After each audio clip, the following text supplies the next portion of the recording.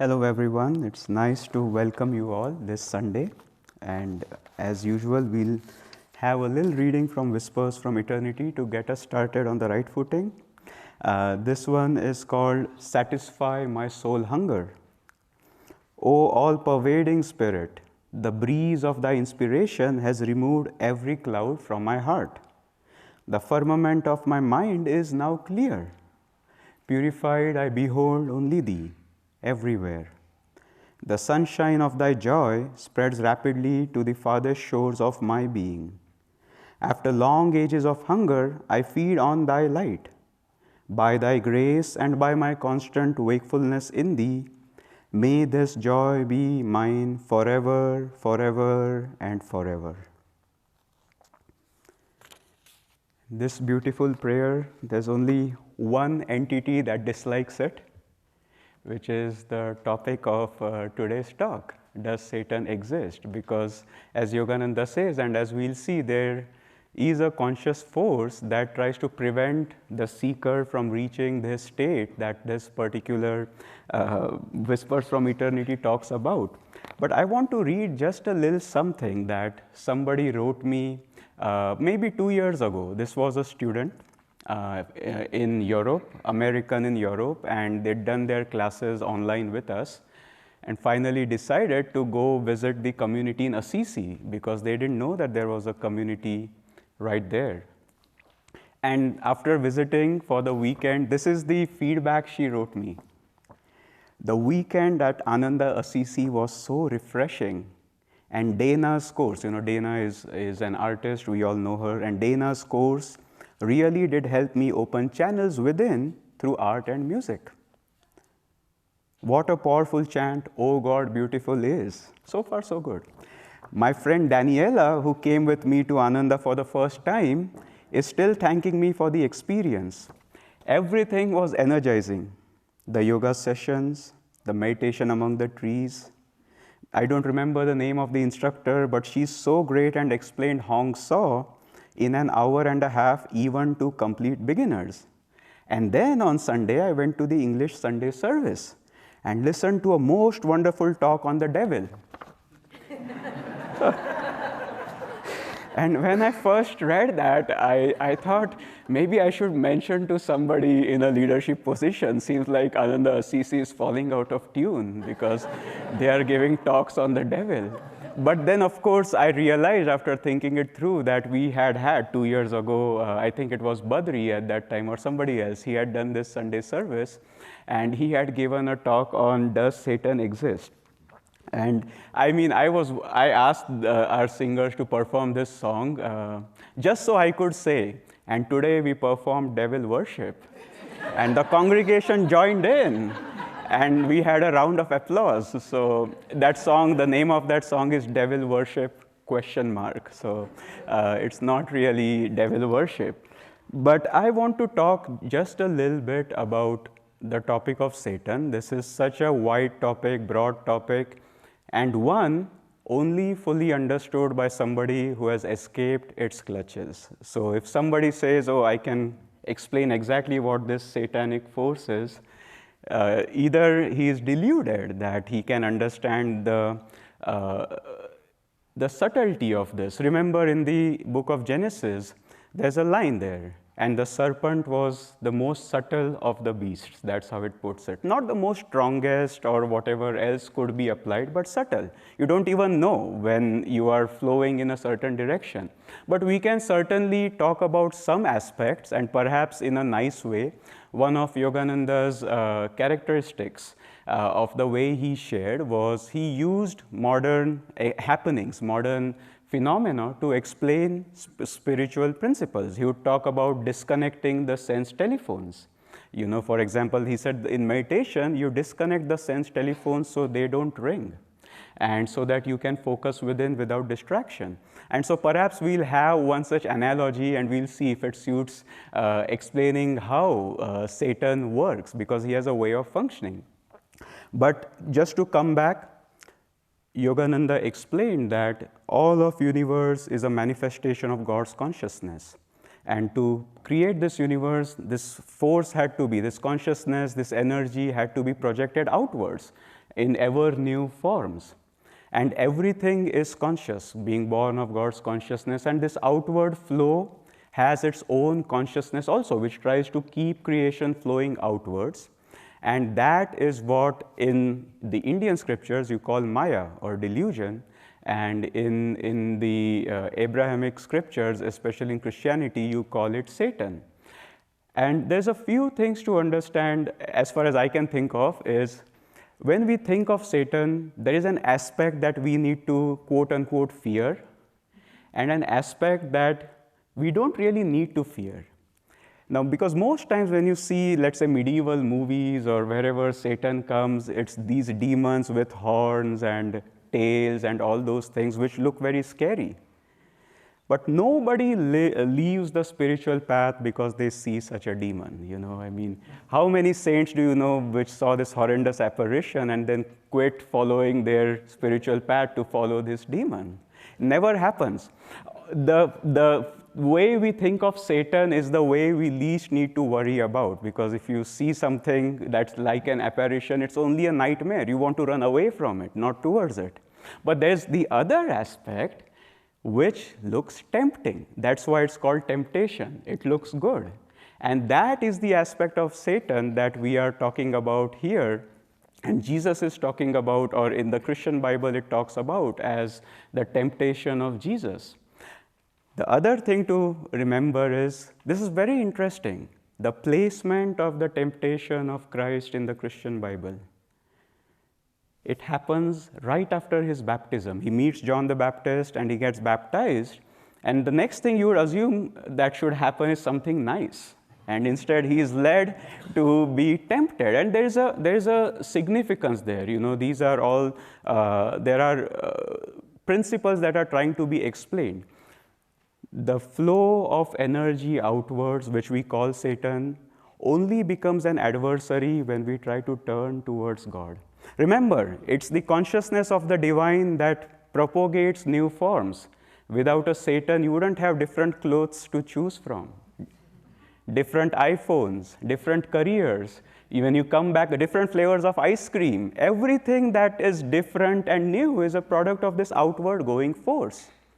So as long as we enjoy the outwardness and the variety and the differences and the opportunity to indulge in this, indulge in that, today I go to Turkey, tomorrow I go to Japan, day after I go to Italy. Well, those different countries with their differences exist because this projection of God, which is going outwards in various form, exists. The issue becomes when we get baptized. Now, baptism means when we have a deep experience which makes us realize, you know, I want to turn within. I want to not be deluded. You know, one of the chants we do is called, I'm determined no more to play. Swami Kriyananda wrote that chant based on a whispers. And when you say that, I want to turn within. I want to find the one reality beneath all these millions of forms.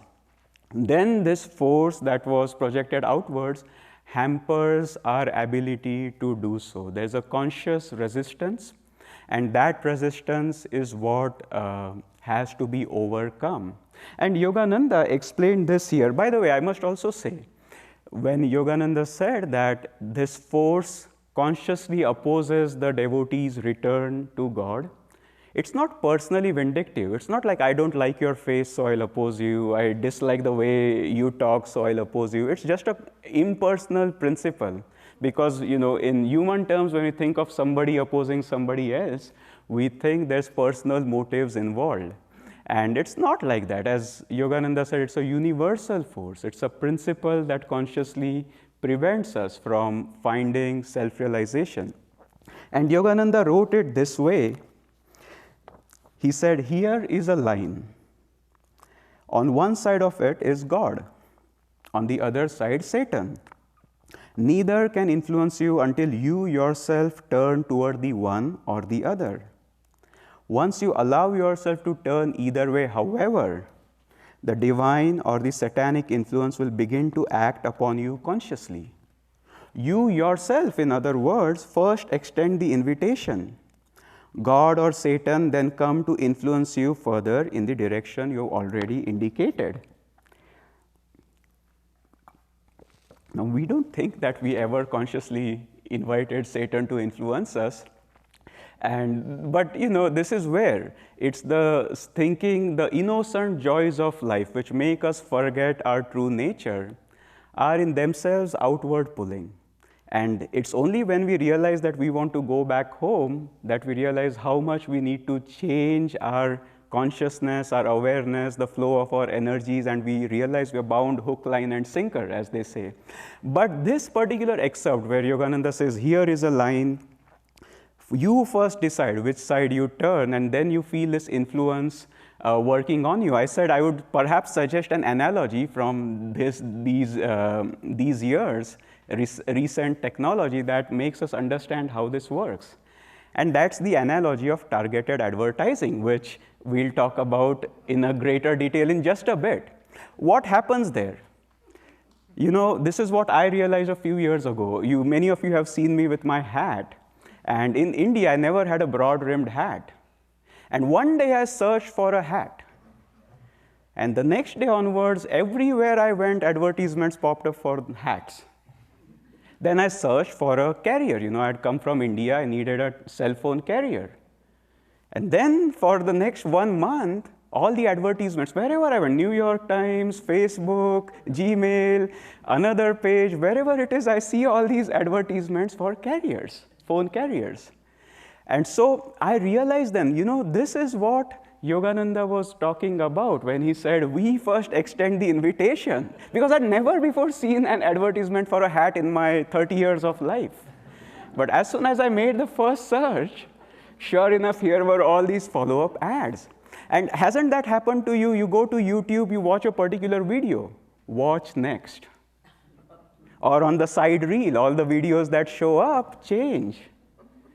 And this is what Yogananda perhaps was talking about. Like I said, we are not touching this principle on all the levels, because that's very hard to do. But on a level that is practical for us. Targeted advertising. So and people love clicking on what's shown. See, we think we don't want targeted advertising, but the very fact that all the companies that propagate targeted advertising are multi-billion-dollar companies means that people like it. They follow up. And so advertisers pay these companies, whether it's Google or Facebook or other things, to do this. And so you would think, darn, I dislike targeted advertising. But the surprising thing is we do this ourselves also. We have departments, the marketing department, the communications department, and et cetera, to help share our teachings with the right audience. How many times people have come to me and said, I just looked up meditation one day, and then suddenly this meditation course popped up. And it was the best thing that happened in my life. Or I was doing something else and this video of this speaker popped up, whom I've never heard about. Just a random occurrence. It wasn't random occurrence. It was the same principle of targeted advertising. It exists. If our browsing habits are right, it guides us in the right direction. I watched a video of, Sunday service, and then suddenly this nice video of Swami Kriyananda came up, or a video of Yogananda performing a wedding ceremony, and I'd never known that such a video existed. And I would never have known if that targeted advertisement, that principle wasn't in play. And so it works both ways, as Yogananda said.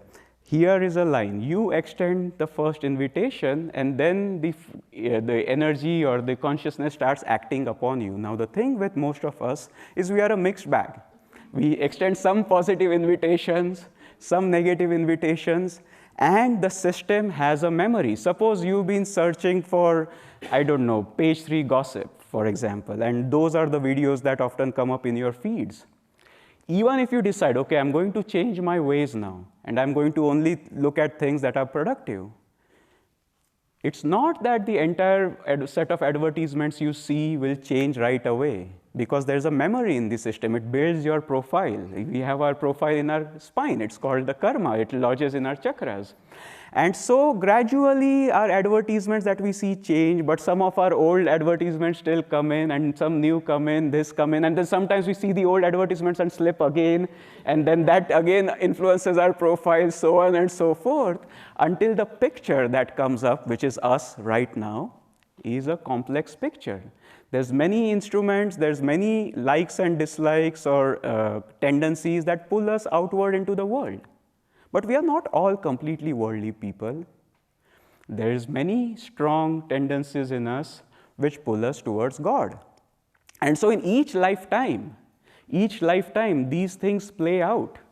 In some lifetimes, we get pulled very quickly based on the first advertisement you look at. This is why Yogananda says children should be educated in a refined manner, because then the first advertisements they look at are the positive ones. And those are the ones that the mechanism of targeted advertisement starts bringing out. And there's a greater chance of a spiritual life. But otherwise, you have to drag yourself out of wrong habits created in teenage, 20s, 30s, and then correct yourself and set yourself on the right course. And then there's again that tug of war. And this is why Swami Kriyananda used to say, as we did, we were talking about the Bhagavad Gita for 3 days. And there's a section there that we all read, and I'm going to read to you. And perhaps you've heard this before because it's so strongly worded. This is from Swamiji, Swami Kriyananda. And that's why he said, once you come to the spiritual path, seize the chance with both hands. Because in the next lifetime, with this mixed profile that we all have, you don't know which influence will win out. And so Swami says this, he says, reincarnation for any reason other than as a free soul to return here to help others is a cause for deep regret. Think of the virtually lost years in a person's life, infancy, childhood, adolescence, youth, much of which is time wasted, usually, in merely preparing oneself for another struggle to achieve success, to learn a few lessons before one retires, sinks to physical, then perhaps mental incompetence, and then dies. Spiritual karma does impel one upward, but environment also exerts a strong influence. Will one's karma be strongly spiritual enough under every circumstance to keep one arrow straight on the path to God? One cannot be wholly sure. If somebody here is wholly sure, this doesn't apply to you. But probably I think all of us can take heed. Detours may take one temporarily off the path. What person in his right mind, once he knows that the goal of life is the realization of God, would want to risk a renewal of ignorance in yet another body before good karma reawakens him to the understanding that what he really wants in life is God alone? Unless a person is already highly advanced spiritually, the likelihood of getting caught to such an extent that extrication becomes difficult, even if possible, is simply too great. Think of the weeping mothers, scolding wives, domineering husbands, wayward children, and outraged neighbors, all of them conspiring to hold one on to the wheel of rebirth. Wise is he who, when the chance comes to seek God, seizes it with both hands. And so these are, just some inferences that we can draw. We are on a wonderful path to self-realization, or at least let's all realize the very fact that you are here on a Sunday instead of doing so many other things that are possible means there are strong tendencies to want to know the nature of creation, the purpose of life, and to feel more and more inner freedom. We must do our best to act on those as well as we can. And the answer is, as that song said, if you want to see the sunlight, let us turn and face the dawn. And it's about changing our browsing habits. Habits alone don't get us there, as the Bhagavad Gita says. But it sets into motion enough magnetism, enough grace that we attract the blessing and the guidance of a true guru. This is why in the Bhagavad Gita, there's two versions of the spiritual path that are talked about. One, the blessings. other the pitfalls that we need to be aware of. And in the second chapter, the pitfall that Krishna talks about it, he says, O son of Kunti, Arjuna, even the wise man devoted to self-control may sometimes be swept away by the turbulent senses. The man who merely abstains from sense enjoyments may forget them for a while, but the taste for them will linger. That person, however, who beholds the Supreme Spirit loses the taste for anything but the infinite. And so, yes, we have to have right habits that develop new tastes, try to ignore the taste for, as Yogananda said, temptation is sugar-coated poison, which we sometimes use to eradicate pests. You know, imagine us having to eat that of our own accord. We don't want to do that. But those tendencies are very strong. And despite our best efforts, sometimes when the environment is just right, when just the right phase of your mind, or wrong in this case, you see that you have landed back in that situation which you never wanted to be in the first place. We see that if we are dieting, we see that if we are trying to manage our anger, we see that if we are trying to get away from moods. And the solution there, as Krishna says, is if you just abstain from eating that which you've been habituated to eating, the taste for it will linger. But he who tastes Brahma, he who tastes spirit, loses the taste for everything else. And so our deepening meditation practices, in a letter to Rajarshi, Yogananda said, the unwillingness to meditate is the biggest arrow in Satan's quiver, because by that, you prevent yourself from tuning into God's grace. Meditation is about tuning into God's grace. And the more we can do these things, we change our browsing habits, we meditate deeply, and we stay in the right current of consciousness. Remember that last line from the reading that Jitendra read. I think it says, we should take pains, Swami says this, we should take pains then to attract uplifting currents of consciousness, of universal consciousness, and to avoid attracting the negative. Now, Swamiji was writing this in proper English, so he had to use the word pains. But we should take joys rather than pains, because English is a peculiar language. We shouldn't necessarily need to take pains to attract uplifting influences. But Swami was, of course, he was writing in proper English. He would probably have chuckled at this thought. But we should joyfully seek the right kind of joy. And this is the beauty of a place like Ananda as an online community, as an in-person community, as our videos on YouTube, as our music. All of these are these universal rays or waves of consciousness that drive us Godward. And as we do that, we find that we become free. I also want to read this line from Swami. This is from his book, Religion in the New Age. Because we talked about targeted advertising, this really nails what we were talking about. Satanic temptation always comes to seekers at their points of special weakness. Pride, desire, the ego-reaffirming longing for romance, a desire for fame, vengeance, or worldly power or prominence. Again, these are examples merely. Delusion can assume countless forms. And then, just to close, one verse from the Bhagavad Gita. This is from chapter 4 on Jnana Yoga, which talks about how we can reach self-realization without slipping, because as I said, one of the pitfalls, as the Gita said, is you do well for a certain time and then you slip, and you do well and then sometimes you might slip, or another lifetime sometimes you might slip. And Krishna says this is 4th chapter, 35th verse, having fully received that wisdom from a true guru, O Arjuna, you will never again fall into delusion. For you will behold all creation contained within your expanded self, and then behold it in me, which is God beyond all creation. And this is where the power of a guru comes into play. Only good habits don't get us there. Only good browsing habits don't get us there, but they attract the blessing of a true guru.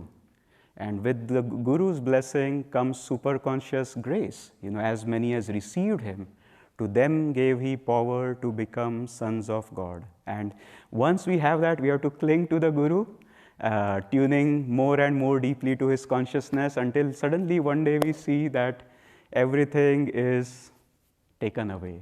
all the challenges, all the tests, all the things that encumbered us from becoming completely free. When the time is right, it gets taken away from us. We don't escape it just by our own self-effort, but the Guru and the grace of God helps us to reach that state. Many blessings. So this is a song that Swami Kriyananda put to music based on a story that Paramahansa Yogananda used to tell.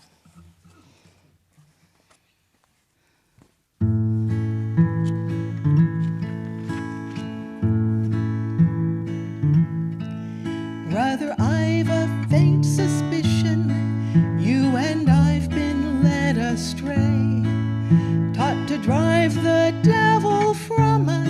We've invited him to stay.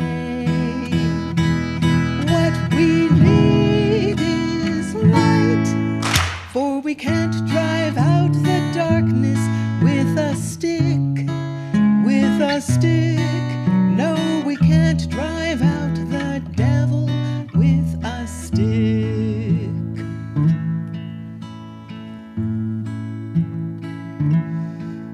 Some proclaim all men are sinners, can't escape the devil's might.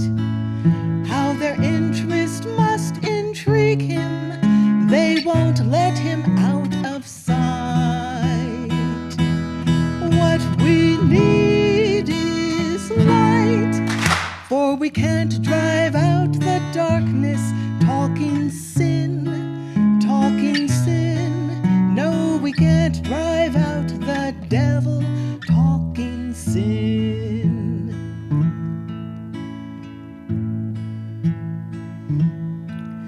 Some of us were taught the slogan, social evils must be slain. But can anger drive out sorrow?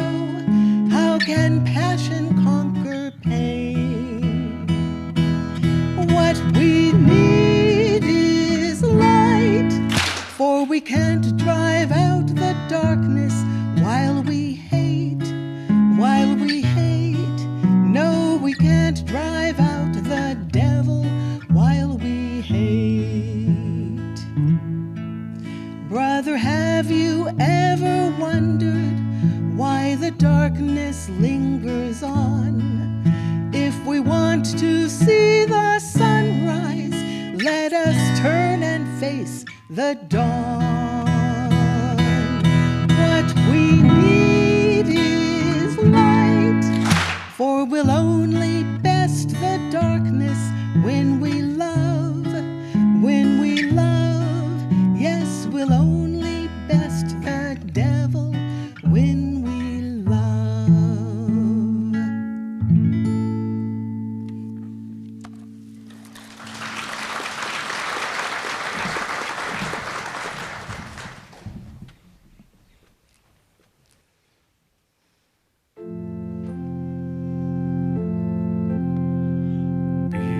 Behold all the wonders God's grace can bestow, if you but reclaim what you've given. Why not ask of God any wonder you crave? Worship me to satisfy all human needs.